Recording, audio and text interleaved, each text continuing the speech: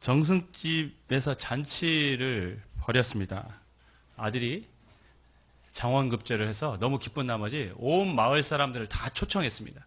그래서 집에서 일하는 종들을 보내서 남녀노소 신분에 관계없이 모든 사람이 잔치집에 올 수 있습니다. 다 와서 먹고 마시고 즐기십시오. 이렇게 사람들을 보내고 사람들을 초청했습니다. 정승이 초대한 자리니까 마을 사람들이 굉장히 기대를 했어요. 얼마나 큰 잔치가 베풀어질까. 먹고 살기 힘든 시대에 그날 하루만이라도 우리가 배불리 먹을 수 있겠구나 하는 기대가 있었고 사람들이 손꼽아 그날을 기다렸습니다. 잔칫날이 되었는데 정말 인산인해를 이룬 모든 마을 사람들이 다 참석했습니다. 흐뭇하게 마을 사람들을 보고 이제 정승이 보고 있었는데 이 정승이 가만히 보니까 한 사람이 보이지 않는 거예요. 굉장히 신분이 낮은 백정의 신분인 한 사람이 보이지 않았습니다. 정승집에 늘 고기를 대주는 사람이라 안면이 있었는데 그 사람이 보이지 않는 것을 보고 정승이 직접 백정의 집에 찾아갔습니다. 정승이 찾아오니까 이 백정이 깜짝 놀라잖아요. 어떻게 이렇게 누추한 곳에 찾아왔냐고, 오셨냐고, 어떻게 오셨냐고 엎드려 절했어요. 정승이 일으키면서 아니 왜 안 왔냐고, 초청했는데 왜 안 왔냐고. 근데 그때 백정이 이런 얘기예요. 저 같은 사람이 어디 그렇게 거기에 갈 수 있습니까? 저는 거기에 해당되지 않는 줄 알았습니다. 다른 사람은 다 초청했는데 저만은 거기에 어울리지 않는다고 생각했습니다. 그래서 안 갔습니다. 그래서 정승이 웃으면서 그래서 내가 직접 찾아온 거라고. 안 올까봐. 정승이 백정을 직접 데려오자 잔치에 참석했던 사람들이 깜짝 놀랐습니다. 그러면서 저 사람도 잔치에 참여할 수 있구나 라는 것에 또한 놀랐고 또 무엇에 놀랍니까? 정승이 직접 그 사람을 데리고 온 것에 대해서 더더욱 놀랐습니다. 이런 일이 실제 역사에 있을 수 있을까요? 지금까지 다 제가 지어낸 이야기입니다. 실제 있을 수 있을까요? 아마 정승이 백정을 초대하는 일은 없을 겁니다. 만약에 초대를 하더라도 집에 있는 종을 보내지 직접 가서 부르고 오지는 않을 거예요. 데려오지는 않을 것입니다. 그런데 이런 일이 성경 안에 있었습니다. 바로 우리가 읽은 요한복음 4장 예수님과 수가성 여인의 이야기입니다. 예수님은 사람들이 꺼려하는 접촉하기 싫어하는 한 여인을 만나기 위해 그 당시 사람들, 유대인들의 입장에서는 불결하다고 생각한 사마리아 땅으로 직접 가셨습니다. 예수님은 왜 그곳에 가셨을까요? 예수님은 왜 그곳을 방문하셨을까요? 오늘 우리가 말씀을 통해서 함께 주님의 뜻을 발견할 수 있는 시간이 되길 원합니다. 3절, 4절 말씀 우리 같이 읽습니다. 시작.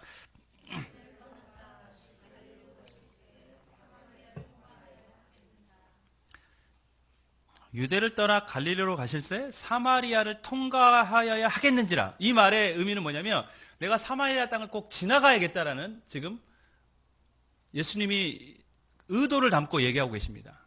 내가 사마리아 땅을 지나가야겠다.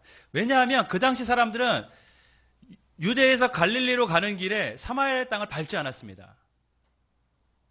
여인이 오늘 예수님과 대화 중에도 그런 말이 있지 않습니까? 유대인들은 우리랑 상종하지 않는데 왜 당신 나에게 말을 겁니까? 유대인들은 사마리아 땅을 불결한 땅이라고 생각을 했어요.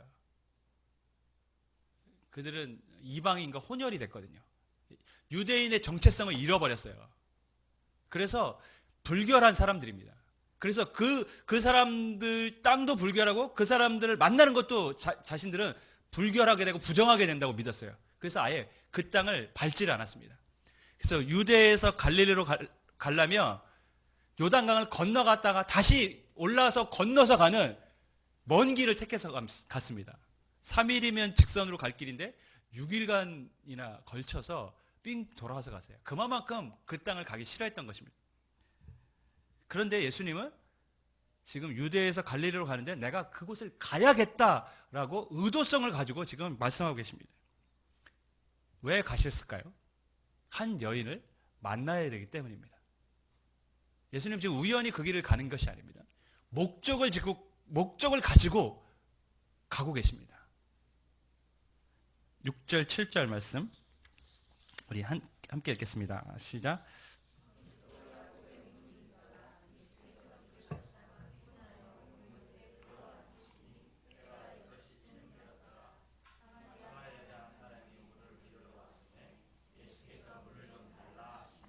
예수님이 사마리아로 가신 목적은 이 우물가에 나온 여인을 만나기 위해서 있습니다. 근데 그 시간이 언제입니까? 제6시, 우리로 따지면 12시, 정오입니다. 실은 정오는 하루 중에 이제 무더운 시간이 시작되는 시간입니다. 거기서부터 굉장히 날이 더워집니다. 여러분, 중동의 정오는 어떨까요? 아마 상상하기도 힘들 더울 것입니다. 올여름 어떻게 보내셨습니까? 생각만 해도 끔찍하지 않습니까? 하루 종일 에어컨을 틀어야 뭐 살 수 있을 정도로 그렇게 무더웠어요. 실은 저희 어머니 집은 에어컨을 안 켜도 정말 시원한 집입니다. 문만 열어놓으면 양쪽에서 바람이 통해서 정말 시원했는데 저희 어머니가 하는 말씀이 에어컨 없이는 올해는 못 살겠다.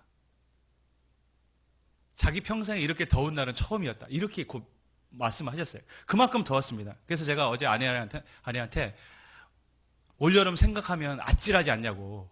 그랬더니 아내가 자기는 다 잊었대요. 근데 자기는 아찔한 게 전기세가 아찔하다고. 전기세가 너무 많이 나왔다고. 여러분, 우리나라보다 더 뜨거운 중동의 한낮 어떨까요? 저는 이 한낮에 물을 기르러 왔다가 그 물을 싣고 가는 여인을 생각해 보셨습니까? 좀 상상하기 힘든 아마 고통과 어려움이 있었을 것입니다. 보통 그래서 사마리아 사람들, 여인들은 아침이나 저녁에 선선한 때를 택해서 물을 기르러 옵니다. 폭염 속에서 물을 기르지 않습니다. 근데 이 여인은 폭염 속에 물 항아리를 들고 와서 갈 때는 거기에 물을 또 담아가지고 다시 가는 거예요. 여러분, 올 때는 빈 항아리지만 갈 때는 물이 담긴 항아리예요. 얼마나 무거울까요? 생각만 해도 지칩니다. 근데 이 때학볕에 이 여인이 물을 기르러 왔어요. 아무도 찾지 않는 그 시간에, 사람들이 없는 그 시간에 말 못할 사연이 있는 것이죠. 그 여인은 사연이 많은 여자였어요. 이 여인은 지금 어떤 남자랑 같이 살고 있습니다. 그런데 예수님 말에 의하면 이 남자도 이 여자의 남편이 아닙니다. 그럼 도대체 누구랑 사는 겁니까? 어떤 관계입니까? 알 수가 없습니다. 더 놀라운 것은 이미 5명의 남자가 이 여자를 거쳐갔다는 것입니다. 분명히 사생활이 좋지 않은 여자인 것만은 분명합니다. 수가성 사람들은, 사마리아의 수가성의 사람들은 이 사실을 다 알고 있었습니다. 이 여인은 주변의 여자들에게 내 남편을 유혹했다고 아주 험한 말을 듣고 살아야 했고, 혐오스러운 눈초리, 사람들의 시선을 받고 살아야 됐습니다. 그래서 수치심을 느낄 수밖에 없이 살아가야 되는 인생이었습니다. 그래서 사람을 만나기 싫었습니다. 사람 보기 싫어했습니다. 그래서 아무도 찾지 않는 뜨거운 땡볕이 내려지는 그 시간에 물을 기르러 온 것입니다. 힘들지만. 수가성 4장에 나온 이 수가성 여인은 실은 3장의 니고데모와는 정반대의 사람입니다. 니고데모는 어떤 사람입니까? 존경받는 사람입니다. 사람들이 인정해주는 경건한 삶을 살아가고 있습니다. 구약 성경도 통달한 지식인입니다. 더군다나 우리가 가장 부러워하는 부자이기도 했습니다. 완벽한 조건을 가진 사람이에요. 니고데모는 주님이 열어놓으신 그 새로운 세상에 가장 적합한 인물처럼 보여집니다. 반면 수가성 여인은 오히려 사람들의 손가락질을 당하고 유대인들이 증오하는 사마리아 땅에 살 뿐만 아니라 그 사마리아 사람들도 싫어하는, 그러니 얼마나 예수님 앞에 부적합한 인물입니까? 사마리아 땅에 사는 사람들 모두를 싫어하는데 그 땅에 사는 사람들조차도 이 여인을 싫어해요. 성경은 이 사마리아 여인을 지금 우리에게 어떻게 소개하고 있냐면, 세상의 눈으로 봤을 때는 주님이 열어놓은 새 시대에 전혀 맞지 않는 인물, 이 여인만큼은 들어갈 수 없는 사람으로 우리에게 소개를 하고 있습니다. 그런데 예수님이 이 여인을 만나기 위해서 직접 불결한 땅 사마리아에 불결하게 살아갔던 여인을 찾아가셨습니다. 니고데모를 통해서 아무리 완벽한 조건이 있어도 거듭나지 않으면 하나님 나라에 들어갈 수 없다는 것을 우리에게 말씀하셨다면, 수가성 여인을 통해서 주님은 세상에서 가장 부족하고 미천하고 죄인된 삶을 살아갈지라도 그 사람조차도 하나님 나라의 문은 열려 있음을 우리에게 말씀해 주고 계십니다. 여러분, 우리가 교회에 온 것, 예수님을 믿은 것 자격이 있어서가 아닙니다. 하나님의 은혜인 줄 믿습니다. 유대에서 사마리아까지 가는 거리는 약 36km, 한 120리 정도 됩니다. 솔직히 걸어서 가면 최소 10시간 가까이는 걸어가야 되는 아주 먼 거리입니다. 먼 거리를 갔기 때문에 예수님은 수가성 우물에 도착했을 때 몹시 피곤했다고 성경은 기록하고 있고, 바로 주저앉으셨다고 기록을 하고 있습니다. 그 말은 뭡니까? 지치셨다는 것이죠. 여러분, 36km 걷는 거 그 만만한 거 아닙니다. 여자분들은 안 걸어가셔서 모르겠지만 남자들은 군에 갔으면 한 번씩 걸어갈 만한 이 지금 거리잖아요. 행군하면 이거보다 더 먼 거리도 하는데 힘듭니다. 지칩니다. 발 부르틉니다. 이 정도 걸으면 물집 다 잡힙니다. 발바닥 밑에. 그 정도로 힘듭니다. 근데 예수님은 그 힘든 길을 갔습니다. 꼭 만나야 될 여인이 있었거든요. 근데 가만히 생각하면 좀 희한합니다. 이 여자는 꼭 만나야 될 여인은 아니거든요. 뭐 연예인입니까? 당대 이름 있는 스타입니까? 아니면 예수님 사역에 도움을 줄 만한 사람입니까? 그런 사람이 아니에요. 그런데 예수님은 그 먼 길을 힘들게 애써 찾아가셨어요. 의도성을 갖고. 여러분, 수가성 여인의 삶을 생각해 보신 적이 있으십니까? 이 여인의 삶이 어땠을까?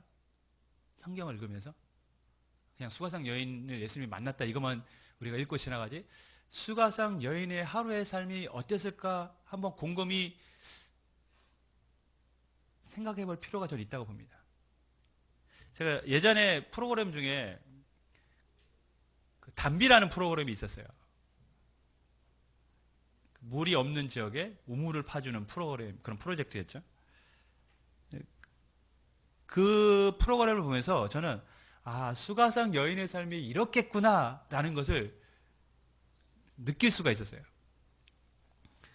물이 없어 거기 사람들은 어떻습니까? 동물의 배설물이 섞인 그 지리탕물을 먹습니다. 그래서 각종 병에 걸려서 빨리 죽습니다. 구정물을 그냥 마시는 물처럼 아무렇지 않게 그냥 애들이 마셔요. 그리고 한 아이는 17세 소녀는 그 부모가 그 물 때문에 병이 걸려서 일찍 죽었어요. 그래서 세상에서 가장 슬플 때가 언제였냐고 물어봤을 때 그 여자가 뭐라고 얘기합니까? 샤론이라는 여자였는데 매일 슬프다고. 세상에서 가장 슬픈 날이 언제였냐고 물었는데 그 여자의 답변은 그냥 매일 슬퍼요. 그 물이라도 떠가기 위해 먼 길에서 물 항아리를 들고 오는 아이가 있었어요. 그리고 그 물을 받아가지고 또 먼 길을 가는 거예요. 저는 그거를 보면서 수가성 여인의 삶이 이렇겠구나. 그런 걸 느꼈습니다. 가장 무더운 시간에 물항아리를 들고 와서 또 무거운 물항아리를 들고 다시 뜨거운 떼약볕을 맞아가면서 마을로 갑니다. 그러나 누구 하나 자기를 반겨주지 않습니다. 아니, 오히려 자신이 사람들을 피해야 됩니다. 살아가는 것이 몹시 괴롭고 힘든 하루하루의 삶을 살아가는 여인이 바로 수가성 여인이었습니다. 마음에 상처가 있고 아픔이 있고 인생이 고달픈 여인이었습니다. 그래서 예수님이 찾아가신 것입니다. 직접. 실은 이 수가성 여인의 삶이 우리의 인생이거든요. 매일 반복되는 생활, 생존 경쟁에 내몰려서 힘겹게 하루하루 살아가고 있고 미래에 대한 두려움이 있고 자신의 처지가 지금 처량하게 느껴지기도 하고 하지만 누구 하나 내 인생에 관심을 가져주지 않고 사마리아 여인처럼 그렇게 혼자 이 땅을 살아가는 것 같은 그런 외로운 인생이시는 우리의 인생입니다. 그런데 예수님이 직접 찾아가셨어요. 그녀에게 관심을 가져주셨어요. 왜냐하면 그녀 인생의 목마름을 해결해 주고 싶었거든요. 하루하루 힘들게 살아가는 그녀의 아픔과 상처를 치유하고 싶었거든요. 그래서 예수님 직접 가셨어요. 여러분, 예수님이 직접 가신 거에가 의미가 있습니다. 우리 14절 말씀 우리 같이 읽습니다. 시작.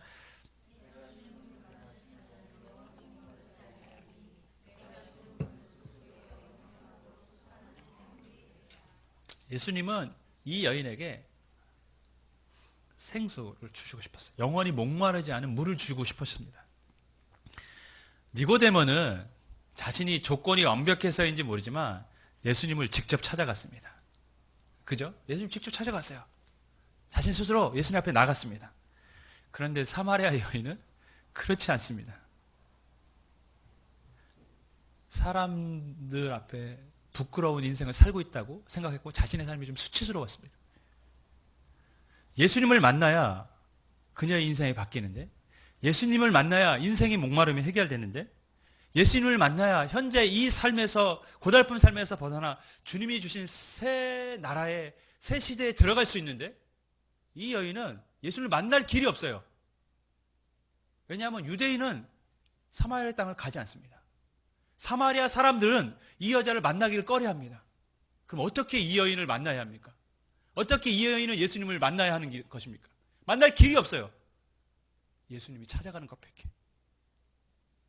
그래서 예수님이 찾아가신 것입니다. 여러분, 우리는 이 사실을 통해서 무엇을 알 수 있습니까? 예수님은 우리에게 은혜 베푸시길 원하신다라는 것입니다. 그리고 목마른 영혼에게 찾아오셔서 우리의 목마름을 해결해 주길 원하신다고 오늘 알려주고 계십니다. 믿으십니까? 사마리아라는 땅은 실은 그 시대의 땅으로 생각할 수 있지만 우리가 좀 더 넓게 보면 그 사마리아 땅은 바로 우리가 살고 있는 이 세상입니다. 더럽고 불결하고 죄악이 관영한 땅. 유대인은 사마리아 땅이 불결해서 가지 않으려고 했듯이 거룩하신 하나님이 오시기에는 이 땅은 너무 더럽습니다. 오시면 안 되는 곳입니다. 근데 오셨어요. 수가성 여인이 사람들에게 손가락질을 받는 죄인이었다며 우리 역시 하나님 앞에 감히 설 수 없는 죄인입니다. 그래서 하나님이 오신 거예요. 하나님이 오시지 않으면 우리가 하나님을 만날 길이 없거든요. 우리가 구원받을 길이 없거든요. 우리의 목마름을 해결할 방법이 없거든요. 그래서 친히 예수님이 이 땅에 방문하셨습니다. 그래서 오늘 제가 설교의 제목은 예수님의 방문이라고 했어요. 그래서 예수님이 오신 거예요.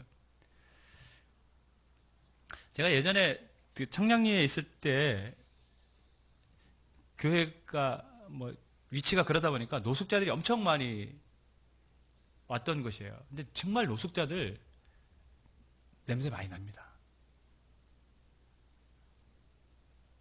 한 번은 한 노숙자가 교회가 이제 현관문이 있고 또 예배당에 들어가기 위해서는 약간 통로가 있어요. 그러니까 거기서 잠을 자고 있었어요.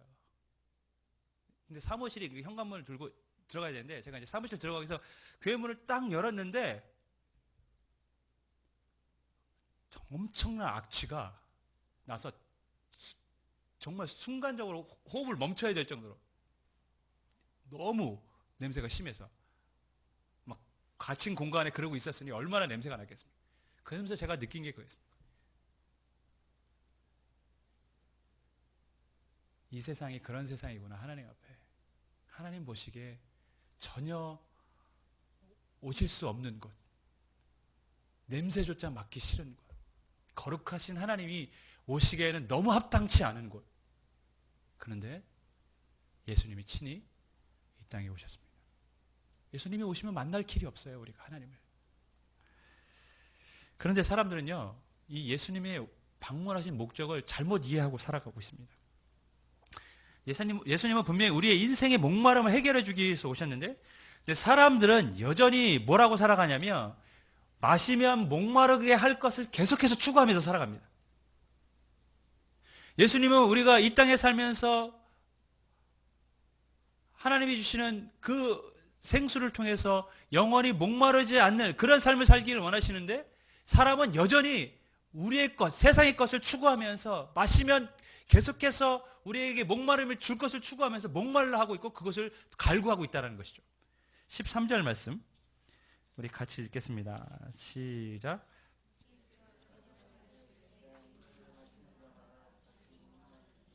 이 물을 마시는 자마다 다시 목마르냐. 수가성 여인이 떠간 물은 어떻습니까? 잠시의 목마름을 해결하겠지만 또 힘든 거예요. 왜? 물이 떨어지면 또 험한 길을 와서 물을 뜨고 가야 되니까요. 마실 때마다 다시 목마를 수밖에 없습니다. 예수님이 말씀하셨던 의미가 무엇입니까? 우리가 이 세상의 것을 추구하면 추구할수록 그것은 너에게 만족이 되지 않는다는 것이죠. 너희의 목마름을 해결해 줄 수 없다라고 예수님은 수가성 여인에게 실은 말씀하셨는데 굉장히 영적인 의미를 갖고 말씀하셨는데 수가성 여인은 실은 이해하지 못했어요. 예수님이 말한 생수의 의미를 이해하지 못했어요. 그래서 이 여인은 뭐라고 얘기했냐면, 당신은 그릇도 없는데 어디서 우물을 뜹니까? 이 물에서 물을 뜹니까? 어떻게 나에게 생수를 줄 수 있겠습니까? 이 우물은 야곱 때부터 있었던 것인데 이 우물보다 더 좋은 물이 어디 있습니까? 그러면 당신은 야곱보다 큰 사람입니까? 사람이 그래요. 어리석어요. 니고데모가 거듭나면 엄마 뱃속에 들어가야 됩니까? 이거 말한 것처럼 이 여인도 지금 예수님이 말하는 의미를 전혀 이해하지 못하고 있는 거죠. 자신의 생각을 갖고 바라보고 그 말씀을 듣고 있습니다. 하지만 예수님의 의미는 그것이 아닙니다. 우리가 마시는 그 물은, 그 세상의 것들은 우리를 목마르게 할 뿐이라고 말씀하신 것입니다. 우리 예진이가 나온 안산 동산 고등학교 맞죠? 기독교 정신으로 미래를 이끌어갈 유능한 인재를 길러내기 위해 설립된 학교라고 제가 어제 사이트를 봤더니 그렇게 써 있습니다. 그리고 교훈이 하나님을 경외하고 이웃을 사랑하자. 그래서 철저하게 신앙교육을 시키는 학교입니다. 근데 지난주에 예진이랑 얘기를 들었는데 재밌는 이야기를 하나 들었어요. 올 고3들은 채플에 참석하지 않는다. 왜냐하면 아이들이 항의를 했대요. 그 시간에 공부하겠다는 거죠. 기독교 정신으로 인재를 양성한다고 했는데 그 한 시간을 하나님 앞에 예배하지 못한다는 게, 근데 그 시간 공부한다고 뭐 달라질까요? 우리는 이미 정답을 아무것도 아니거든요. 그 한 시간 집에 가서 열심히 하면 돼요. 딴 시간에 열심히 하면 되고. 그리고 대학 들어가면 알겠지만 대학 간다고 뭐 달라집니까? 별거 아니거든요. 막상 들어가 보면. 하나님께 예배하는 그 한 시간이 아깝다고 생각하는 학생들에게 정말 해주고 싶은 말이 있어요. 무엇이 중요한지. 정말 무엇이 중요한지. 뭐가 중요합니까? 우리 인생에 목마르게 할 것을 계속해서 찾고 추구하니까 더 목말라지는 거예요. 하나님 안에, 예수님 안에 우리의 목마름을 해결할 수 있는 길이 있는데 그것을 제쳐놓으니까 인생이 더 목말라질 수밖에 없습니다. 여러분, 예수님이 주는 물을 마시면 우리 속에서 샘물이 솟아난다고 했습니다. 그 요한복음 7장에서는 누구든지 나를 믿는 자는 목마르지 않는다. 왜냐하면 그 배에서 생수의 강이 흘러나리라 말씀하셨습니다. 그 생수는 무엇입니까? 성령님이십니다. 성령님이 우리 안에 오셔서 세상이 알 수 없는 기쁨을 주시고 만족을 주시고 위로를 주시고 평안을 주시고, 그래서 예수님 앞에 설 때 우리 안에 참된 기쁨과 만족과 목마름이 해결되는 것입니다. 어제 제가 교회를 이렇게 오다가 이 횡단보도에서 한 할머니를 만났어요. 이 약수터에서 이제 물을 잔뜩 실어갖고 집으로 가시는 길이었던 것 같아요. 1.5리터, 1.8리터가 되죠. 그 생수통, 1.8리터 되는 생수통이 제가 정확히 세진 않았는데 최소한 15개에서 한 20개 정도를 싣고 가는 거예요. 무겁죠.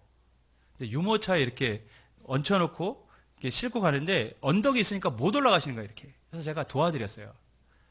도와드려서 넘게 하고 딱 보니까 할머니 얼굴이 굉장히 아파 보이세요. 그래서 제가 집까지 모셔드려야겠다고 해서 집이 어디시냐고. 그래서 집까지 제가 끌고 갔어요.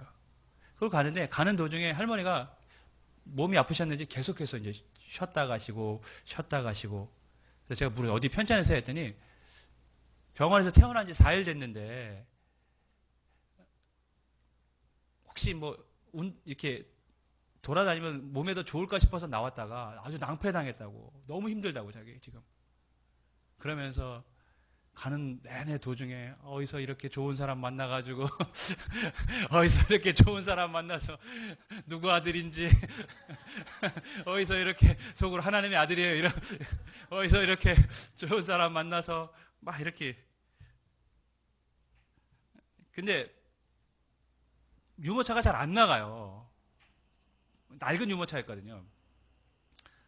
근데 한쪽 방향으로 자꾸 쏠리더라고요. 그래서 제가 할머니가 가시면 되게 힘들겠구나 할 생각으로 집까지 이제 모셔다 드리고 그 집 앞에 언덕이 있는데 언덕 올라가다가 유모차가 쓰러졌어요. 그래서 제가 물 다시 담아서 세워드리고 이렇게 올라갔는데 나중에 딱 보니까 그 유모차 한쪽 바퀴에 브레이크가 걸려 있더라고요. 그건 모르고 계속해서 밀고 간 거죠. 어쩐지 한쪽 바퀴로 계속 이상하게 이게 한쪽으로 계속 쏠리더라. 그래서 하고 그거를 탁 해제하는 순간 상당히 잘 나가더라고요. 그래서 할머님이 연신 고맙다고 누구 아들이냐고 제가 물으시길래 내가 아무 말씀 안 드리고 생선 하나 사주겠다 그러고 막 이러지. 됐다고 괜찮다고. 그래서 나중에 만나면 제가 꼭 목사라고 말해야겠다 이런 생각을 가졌어요. 처음부터 목사라고 말하면 너무 눈에 보이는 행동한 것 같아가지고 그러면서 오면서 이런 생각이 들었어요.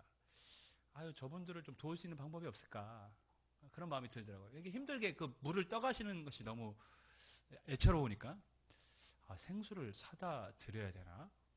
그럼 생수 사는 비용이 얼마나 들까? 뭐 이런 생각을 막 하면서 왔어요. 근데 생수 사는 비용도 만만치 않을 것 같아요. 생수를 사는 것보다 정수기를 놔드리면 되겠구나. 생수 사는 것도 매번 번거로운 일이고, 근데 정수기를 사면 어떻습니까? 돈이 들지만 이제 계속해서 이제 물을 마실 수 있는 거잖아요. 걱정 없이. 그래서 우리가 뭔가 기회가 되면 정수기에서랑 뭐 이렇게 좀 조인을 해서 지역을 섬길 수 있는 일을 한번 해봤으면 좋겠다 하는 아주 그냥 망상을 꿈꾸면서 이렇게 걸어왔어요. 여러분, 약수터에 물을 떠서 먹는 것보다 생수를 사서 먹는 것이 더 편합니다. 하지만 생수를 사서 먹는 것보다 정수기를 설치하는 것이 더 편합니다. 더 많은 물을 더 편안하게 공급받을 수 있습니다. 근데 정수기 설치하는 것보다 더 좋은 방법이 있다면 그것은 우리 안에서 생수가 터져 나오는 것이죠. 그러면 물이 필요 없습니다. 예수님은 나를 믿는 자는 그 배에서 생수의 강이 흘러라라고 하셨습니다. 예수님이 왜 이 땅에 오셨습니까? 목마른 우리의 인생에 주님이 주시는 생수가 터지도록, 그래서 이 고달픈 인생길을 살아가는 사마리아 여인처럼 목마름과 배고픔과 아픔을 갖고 살아가는 사람들이 주님 안에서 위로와 평안과 주님이 주신 기쁨을 누리도록 주님이 이 땅에 오신 줄 믿습니다.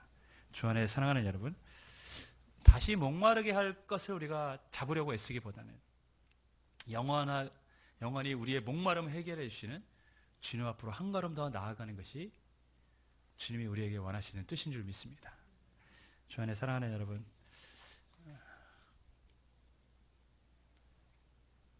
우리가 조건 없이 주님 앞에 부름을 받았습니다. 근데 그게 끝이 아니라 주님은 그 주님이 주시는 그 생수를 우리 안에서 경험하고 살기를 간절히 원하고 계십니다. 그래서 직접 사마리아 여인에게 찾아가셔서 내가 너에게 그러한 삶을 주기를 원한다고 오늘도 우리에게 말씀하고 계신 줄 믿습니다. 우리가 주님을 찾고 주님 앞에 나오는 것들을 기쁨으로 알고 사모하는 마음으로 참석하신다면 우리 안에서 주님이 주시는 참된 기쁨과 만족을 경험하게 되는 삶이 될 줄 믿습니다. 이런 축복이 여러분의 있기를 주님의 이름으로 간절히 축원하겠습니다.